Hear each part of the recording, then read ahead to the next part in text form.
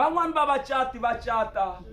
va hlampanya ku hayi ta hambanisiwa hi rifu xo biha na xo saseka hi ta va hi ri swin'we se hayi va humaka siku rin'wana va ka va famba tindhawini ta le mananga sati na nuna ka ko humelela lexiya xa bere lexiya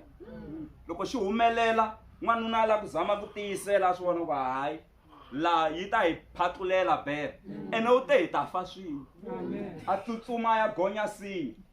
mhani va nga swi koti ku tsutsuma na ku gonya sinya swi va tsandza bere yi le ku tshineleni phela vo wela hansi va titivala n'wanuna u le henhla ka sinya loyi a nge te hi ta fa swin'we ni ta va na wena ka xin'wana na xin'wana mara se u le kwihi yo gonyisinya i munhu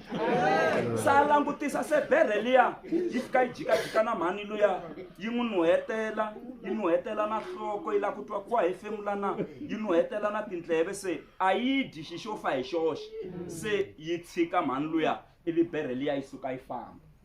se papa luya ku ri khale a swi vona ku se yi nyamalalini bere na mhani loyi se i khale a wini lahaya se na yena wa pfuka se wa tiya loyi a nge le henhla ka sinya se wa chika papa luya se a fika kwalaha a zama ku dzudzadzdza mhani se u ri a yi ku hlevela yini bere liya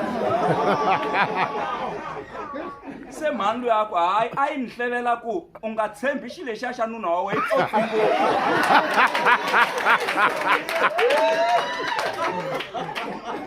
hi leswi bere a yi ni byela swona lexiya xa nuna wa nga xi tshembi ta tsutsuma xi ku siya u nga ha xi tshembi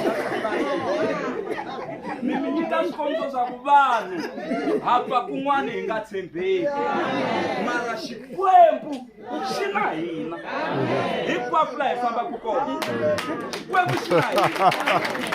kana xi hi sukeli xikwembu xi na hina ko va ku vutomi lebyi hi pfa hi nghena a swikambelweni